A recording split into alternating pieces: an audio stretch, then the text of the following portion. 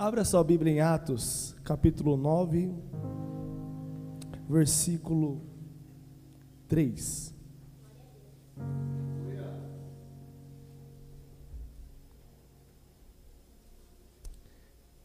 Nós vamos ler do versículo 3 ao 6 e depois o 17 e o 18.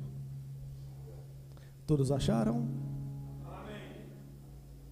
Vou esperar mais alguns segundos. Deixa Deus te usar, varão. Pode aumentar isso aí. Pode cobrir minha voz, eu deixo. Vamos lá? E enquanto ele viajava, ao aproximar-se de Damasco, repentinamente brilhou uma luz do céu ao seu redor. E ele, caindo em terra, ouviu uma voz que lhe dizia: Saulo, Saulo, por que tu me persegues? E ele disse: Quem és tu, Senhor? E disse o Senhor: Eu sou Jesus, a quem tu persegues. Duro é para ti chutar contra os aguilhões.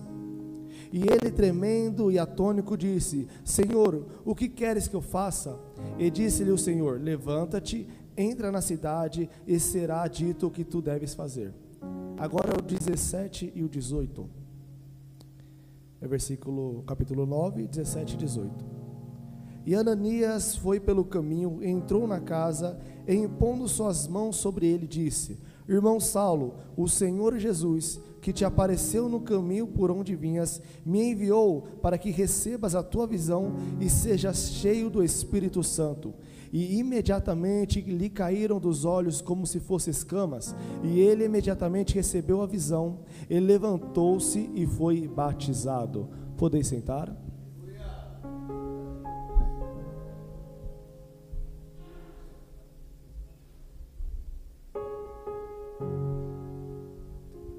O bispo depois corrige. Podem sentar. Houve um erro de tradução da minha Bíblia aqui, do verso 5. Na verdade, eu cometi um erro de gramática, mas é só você ler o verso 5 em casa você consegue certinho. Primeiramente, quero agradecer a oportunidade, né? Agradecer meu pai, minha mãe e a minha esposa, que sempre está disposta a ouvir todas as heresias que eu falo para ela. Obrigado por apoiar sempre. Mas aqui eu queria falar nesta noite o poder da intercessão. E aqui nós lemos sobre Saulo. Saulo, para quem não sabe, acho que a maioria conhece, Saulo é Paulo, o apóstolo Paulo. Só que aqui que mostra o antes dele se tornar Paulo, mostra a sua vida anterior. E fica o questionamento: por que Deus revela essa parte da vida de Saulo? Por que Deus mostra esta parte? Um Saulo que perseguia os cristãos, um Saulo que ele matava os cristãos. Por que Deus revela isso? Eu entendo que para Deus não importa o seu passado, não importa os erros que você cometeu, as suas falhas, se você se desviou do caminho. O que importa para Ele é o futuro que lhe espera. O que importa para Ele é o chamado que Ele tem para a sua vida. Então não importa se você cometeu falhas no passado, Deus sempre tem uma nova oportunidade. E fica o questionamento: quem é Saulo? Saulo, ele não era qualquer pessoa. Saulo, ele não era qualquer um. Saulo, ele tinha um conhecimento extraordinário. A história nos revela que ele foi treinado por um dos maiores filósofos, teólogos da época. Saulo também, ele tinha um poder econômico muito bom. Ele vinha de uma família estável, uma família de bens aquisitivos. Ele tinha também poder político, porque na época que ele vivia, o Império Romano dominava, e quem era romano tinha privilégios. E apesar de Saulo ser judeu, ele tinha cidadania romana.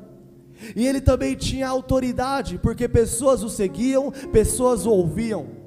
Mas apesar de Saulo ter todas essas vantagens, de ter todos esses privilégios, essas qualidades, Saulo estava perdido. Saulo não sabia o caminho, o chamado e o propósito da vida dele. Ele tinha tantas qualidades, tanto conhecimento, tanta sabedoria, mas não sabia o chamado. Não adianta nada você conhecer tantas coisas, ter autoridade política, econômica, saber de tudo que existe no mundo, mas se você não sabe o seu chamado, você está perdido. Se você não sabe para aquilo que você foi criado, você está à beira do caminho. E para complicar mais ainda, ele estava perdido, não sabia o caminho e não conhecia Cristo. E aí que está o perigo. Quando você não conhece a Cristo, quando você não sabe o chamado, você vira presa fácil de Satanás. Saulo, a história diz que ele perseguia os cristãos, ele matava os cristãos, ele levava para Coliseu. Como pode um homem conhecedor da Torá fazia tanta maldade? Porque Satanás fechou os olhos dele. Satanás estava fazendo ele cumprir um propósito que não era dele, cumprir um propósito demoníaco. Este era Saulo antes de Cristo, um homem que tinha conhecimento, mas um homem que não sabia o chamado, um homem que tinha autoridade nas pessoas, mas não sabia o caminho que devia seguir. E a história nos conta no capítulo 9, que Saulo ele vai até os principais fariseus e pede autorização para prender cristãos. E eu entendo também, cuidado com as autorizações e permissões que são lhe dadas. Nem toda permissão ou autoridade que é lhe dada é da vontade de Deus. Nem tudo que lhe é imposto, nem toda autoridade que lhe oferecem é da vontade de Deus. Saulo recebeu autoridade para prender cristãos, matar cristãos, evangélicos, seguidores de Cristo. Ele recebeu essa autoridade, mas não era o chamado dele. O chamado dele não era matar, o chamado dele era pregar a vida. O chamado dele não era destruir, o chamado dele era reconstruir. Só que Satanás o enganou. E ele pega esta autoridade que ele recebeu e ele vai a caminho procurar os seguidores de Cristo. E no caminho de Damasco, a luz apareceu para ele. No caminho de Damasco, a luz surgiu. E quem é a luz? A luz é Jesus Cristo. Ei, se você está perdido, se você não sabe o que tem que fazer, olhe adiante, a luz está na sua frente. A luz ele espera, a luz que é Jesus está esperando você. O interessante é que Saulo estava perdido, mas ele encontrou o caminho da luz. O caminho de Damasco foi um caminho de mudança na vida dele. Quando ele pegou o caminho de Damasco, a sua vida mudou. Deixa eu te dizer, quando você pegar o caminho de Cristo, Ele é o caminho, a verdade e a vida. Quando você seguir por Ele, a sua vida vai ser transformada, a sua vida vai ser mudada, você será restaurado.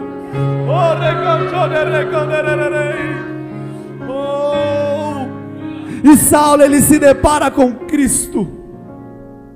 E quando Cristo aparece a Saulo, ele cai, e ele ouve aquela voz: Saulo, Saulo, por que me persegues? E o que eu entendo, uma coisa extraordinária, porque Saulo era conhecido por todo o império, e pelos seguidores de Cristo como assassino, porque ele matava, ele prendia, judiava, chicoteava, maltratava, machucava, tudo que você pensar ele fazia com os seguidores. Só que quando Cristo aparece para ele, não o chama de perseguidor, não o chama de maldito, não o chama de assassino, chama pelo nome. Não importa o seu passado, Cristo não vai te chamar pelas coisas que você fez, Ele vai te chamar pelo nome para viver uma nova história, para viver uma nova caminhada. Ele sempre vai te chamar pelo nome. Cristo jamais vai te julgar pelos erros cometidos, Ele vai te chamar pelo nome para mudar a sua história. E Cristo aparece para ele, e ele escuta a voz de Cristo, ele obedece a voz de Cristo. Isso é importante, porque não adianta nada você estar perdido, ter encontro com a luz que é Cristo e não obedecer a voz. Imagina se Saulo não obedecesse aquela voz. Imagina se Saulo levantasse, mesmo sem enxergar, e falasse: não, eu vou retornar para casa, eu não vou para lugar nenhum não, continua com as cartas, vamos pegar mais seguidores de Cristo, vamos matar. não ia mudar a história dele, não ia mudar a vida dele. Cristo, ele aparece para mudar, mas quem tem que aceitar a mudança somos nós. Quando Cristo aparece para transformar a nossa vida, nós devemos aceitar a transformação. Ele nunca vai impor nada sobre nós, é escolha nossa. Amar Ele não é obrigação, é escolha. Ele nos ama por escolha. Ele entregou o seu Filho por escolha. Como Ele obrigaria nós a amar Ele? E a história continua. Ele ficou numa casa e esperou 3 dias. E entra um homem na história agora. Aparece Ananias. O interessante, me corrija se estiver errado, Ananias só aparece aqui. Ananias, se você voltar aos versículos, ele não aparece. Se você passar do capítulo 9, ele também não aparece. Ele aparece somente aqui. Sabe quem é Ananias? Você pode pensar, é o Espírito Santo. Pode ser também. Mas Ananias sou eu e você. Ananias sou eu e você. Saulo estava perdido e precisava de uma palavra. E quem tinha a palavra era Ananias. As pessoas que estão no mundo estão perdidas, procurando palavra, procurando solução, procurando preenchimento de vazio. E quem tem a palavra sou eu e você, sou eu e você. As pessoas do mundo estão esperando por nós para ouvir uma palavra, para receber uma transformação. E Ananias, ele escuta a voz de Deus e ele obedece. Novamente, é condicional. Ele escuta e obedece. Ananias podia não obedecer. Ananias sabia que era Saulo. Ananias sabia que Saulo, ele matava. Ele sabia que Saulo perseguia, e estava perseguindo ele também. E mesmo assim, apesar de tudo, ele obedeceu à voz de Deus. Muitas vezes a voz de Deus vai mandar ir para lugares que nós pensamos, não, se eu for para lá eu vou morrer, se eu for para lá eu vou ser perseguido, se eu for para lá não vai dar chance, se eu for para lá é o fim da minha história. Se Jesus está falando, é porque a mudança lá vai começar a acontecer. Se Jesus está falando, é porque da sua boca vai sair vida. E Saulo e Ananias, ele vai até Saulo, e ao encontrar Saulo, ele impõe as mãos. E muitas vezes nós não reparamos, mas Paulo, ele foi um homem extraordinário, cheio do Espírito Santo, um homem de palavras impecáveis, um homem que tinha uma teologia espetacular, um homem de grande sabedoria. Só que tudo começou com a imposição de mão de Ananias. Já parou para pensar a autoridade que havia na vida de Ananias? Já parou para pensar a presença que havia na vida de Ananias? Já parou para pensar o quanto ele era cheio do Espírito Santo? Porque a Bíblia fala que quando ele pôs as mãos, orou, Saulo voltou a enxergar, e Saulo foi cheio do Espírito Santo. Naquele dia a vida de Saulo mudou, porque um homem colocou a mão em sua cabeça, orou por ele e ele foi cheio. Aí você pensa, Ananias apareceu só aqui, porque o poder da intercessão começa aqui. A intercessão é no anonimato. Não é porque você não está no púlpito que você não tem autoridade. Não é porque você não está pregando, tocando, pregando, cantando, que você não tem autoridade. Para você ser cheio do Espírito Santo, não precisa ter cargo na igreja, não precisa ter nome. Para você ser cheio do Espírito Santo, é apenas chamar por Ele, orar por Ele, viver uma vida em comunhão com Ele, viver uma vida de santidade com Ele. Porque para ser cheio, não precisa ter cargo, precisa ter coração disposto. Se você está com o coração disposto a ser cheio, eu vou deixar você adorar por 1 minuto. Comece a chamar a presença. Não precisa ter cargo, não precisa ter nome, não precisa ser rico, não precisa ser belo. Precisa ter coração disposto a chamar, disposto a clamar, disposto a gritar por Ele.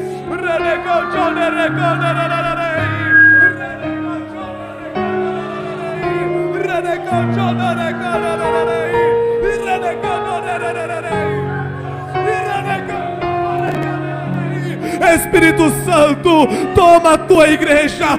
Espírito Santo, inunda a tua igreja. Abaixa um pouco o microfone. Espírito Santo, inunda a tua igreja. Espírito Santo, vem como ondas.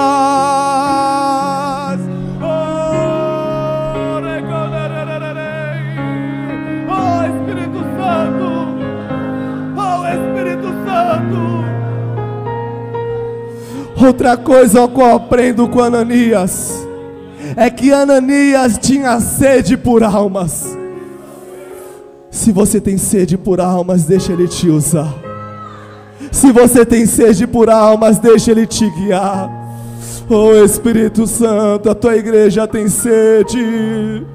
Espírito Santo, a tua igreja tem sede por almas. Espírito Santo, a tua igreja tem sede por almas. Nos ajude, Espírito Santo. Nos dê a palavra, Espírito Santo. Nos dê autoridade. Nós queremos invadir o mundo e resgatar as almas que estão perdidas. Espírito Santo, nos dê força.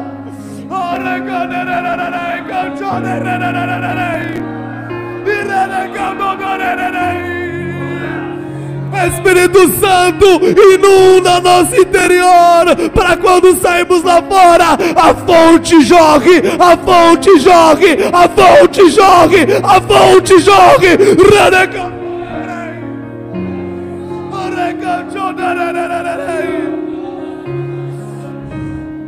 Ananias, ele intercedeu por Saulo. A Bíblia não relata, mas eu creio 100% nisso.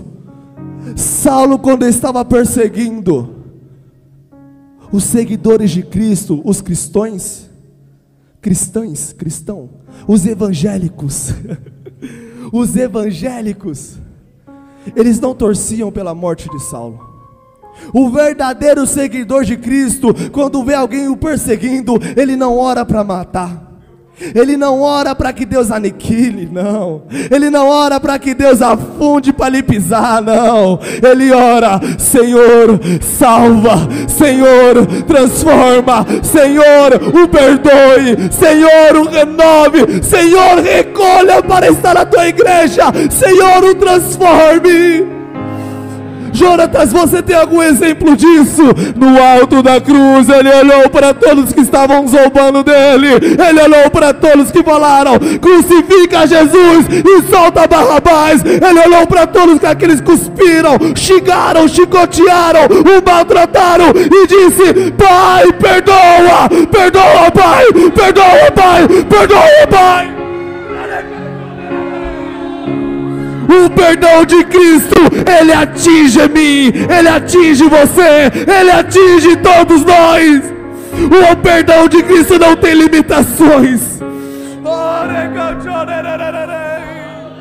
Se você quer seguir a Cristo, começa a perdoar e orar por salvação. Começa a perdoar quem te machuca e fala: você me machucou, eu declaro que você vai ser um vencedor. Você me machucou, mas você vai ser salvo. Você me feriu, mas Deus vai entrar na sua história e mudar a sua vida.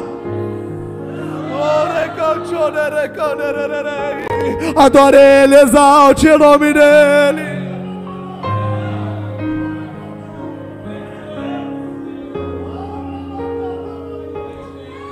Oh, aleluias. E quando Ananias ora, Saulo é transformado. Saulo, ele é cheio do Espírito Santo. E no versículo 18 ele é batizado. E eu entendo duas coisas aqui. Mais de duas coisas. O poder da intercessão. Qual é o poder da intercessão? Saulo é o maior exemplo disso, porque de assassino, de matador, ele virou aquele que reconstrói, aquele que prega a vida, aquele que prega a salvação. Então a primeira coisa que eu entendo é que Saulo, ele tinha alguém intercedendo por ele. Deixa eu dizer, se você está intercedendo por alguém, não desista, não pare. Não é porque você não está vendo o sinal que Deus não está realizando a obra. Porque quem estava intercedendo por Saulo, talvez não ficou sabendo que ele apareceu para Saulo. Quem estava intercedendo para Saulo, talvez não ficou sabendo que Jesus apareceu para ele. Deixa eu dizer, não desista de interceder para quem está no mundo. Não desista de interceder por aquele que você ama e que você sabe que precisa de encontro com Cristo. Não desista, não pare, não pare. O Espírito Santo diz: não pare de orar, não pare de interceder, não pare porque você não está vendo um sinal, porque eu estou trabalhando. Existe dois tipos de conversão. É conversão, correto? Aí, gramática bonita agora. Conversão. O primeiro tipo é aquela pessoa que recebe o impacto da palavra e Jesus o transforma. Ele aceita Jesus na hora e a sua vida é mudada para sempre. Mas tem um segundo tipo. É aquele que recebe a palavra, só que ele não aceita na hora. Talvez porque foi machucado. Talvez porque existe angústia dentro dele, coisas que não o prendem para voltar. E temos que entender isso. Não é do dia para a noite. Você não intercede hoje para amanhã ser realizado, não. É constância. É constância. Talvez você conheça alguém que você ora e você pensa: pô, eu oro tanto por essa pessoa, eu intercedo tanto, eu falo tanto de Deus para ela, só que ela não muda, ela não é transformada. Eu vou parar de orar por ela, eu vou desistir. Não desista. Imagine se Deus tivesse desistido de entregar o seu filho. Imagina se Cristo tivesse desistido de se entregar no Calvário. Imagina se o Espírito Santo decidisse desistir de interceder por mim e por você. As pessoas que estão no mundo, elas estão perdidas. Há dentro delas um vazio tão grande que elas tentam preencher com A, com B, com C, mas não consegue. Está tão perdidamente que qualquer coisa para aliviar aquela dor ela usa, qualquer coisa para aliviar a dor ela vê. E eu e você tem a solução. Qual é a solução, Jesus? Não existe outra solução além dele.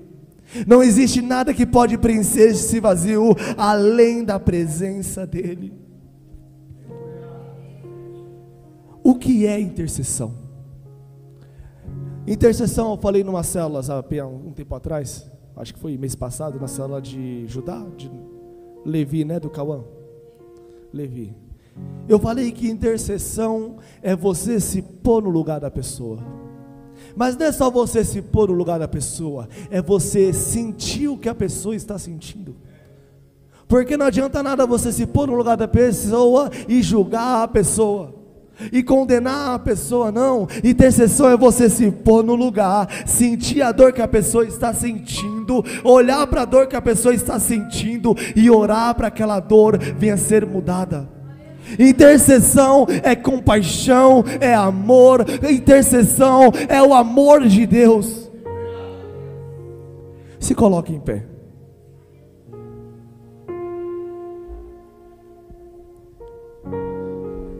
Não adianta nada eu falar de intercessão e não tivemos uma experiência disso. Só dá para falar daquilo que você tem experiência. Então eu quero que você feche os seus olhos, se conecte com Deus, feche os seus olhos, coloque a sua mão no coração. E eu quero que nesse momento você pense naquela pessoa que você tem tanto orado por salvação. Pensa nela. Pensa nessa pessoa. Agora eu quero que você se coloque no lugar daquela pessoa, sem julgamento, sem julgar as escolhas, sem julgar o jeito que fala, apenas se coloque no lugar daquela pessoa. E agora comece a entender e a sentir a dor que aquela pessoa está sentindo. Porque você sabe que aquela pessoa, ela sorri, ela brinca, mas quando chega de noite e deita no travesseiro, o vazio toma de conta. porque quando estamos deitados no nosso quarto, com as portas fechadas, a luz apagada, nós somos quem realmente somos, não há máscara ali. Então pense nessa pessoa, sinta a dor, se coloque no lugar. E agora, eu não vou interceder, vocês que vão. Você vai começar a interceder por essa pessoa. Comece a interceder. Comece a orar por ela.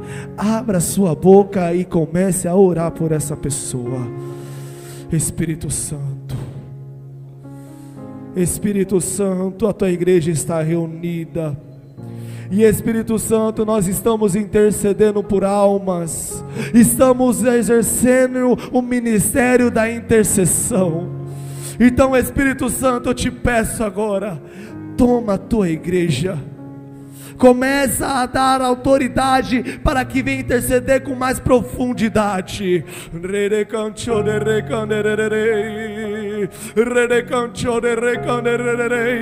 Espírito Santo, começa a aumentar o nível da tua presença, começa a aumentar o nível, a intensidade da tua glória, para que nós tenhamos forças para interceder. Espírito Santo, escuta cada palavra que está saindo da boca da tua igreja e começa a atuar. Senhor, aquela pessoa que está afastada, aquela pessoa que foi machucada, aquela pessoa que está rumo ao caminho da perdição, Espírito Santo, como igreja, intercessores, nós levantamos a nossa voz e dizemos: salva Jesus, salva, salva, salva, salva, nos dê alma.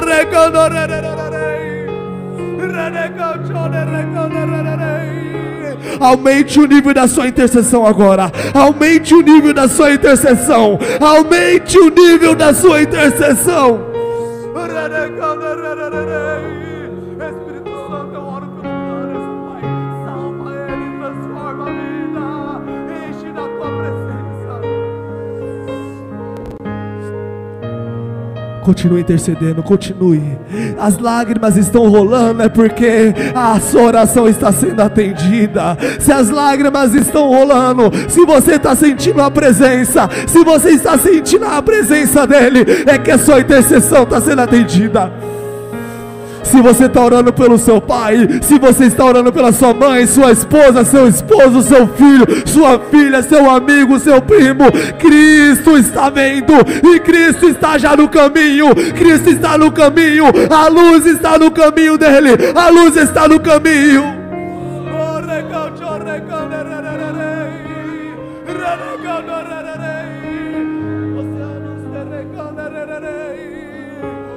Vem Espírito Santo.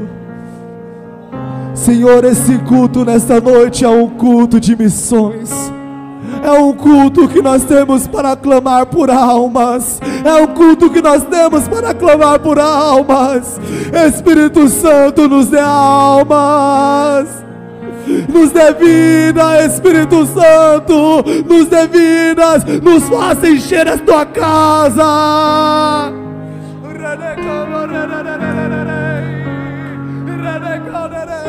Continue intercedendo, continue intercedendo. Não pare, não pare. Mas está tão difícil, mas está tão complicado. Mas Deus diz: não para, não para, não para.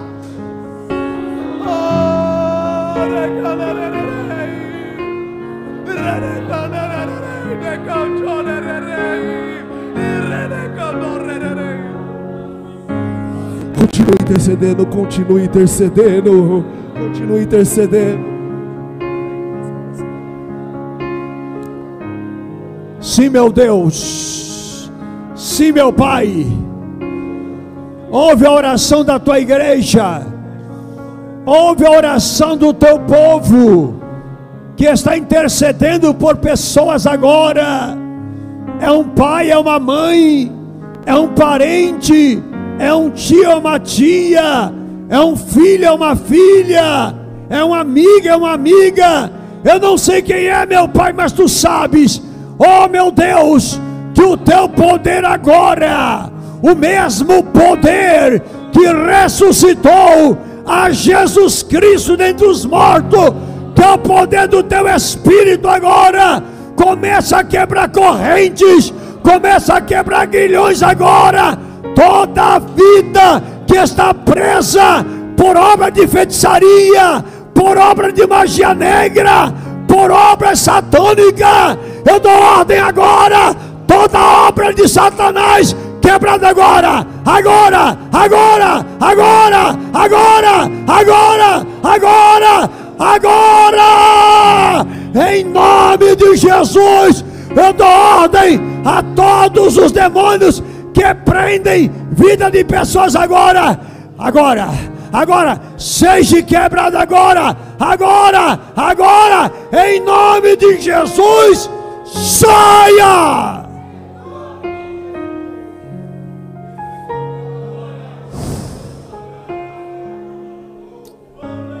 Espírito Santo, vai tocando nessa pessoa que está intercedendo por alguém, que essa pessoa que está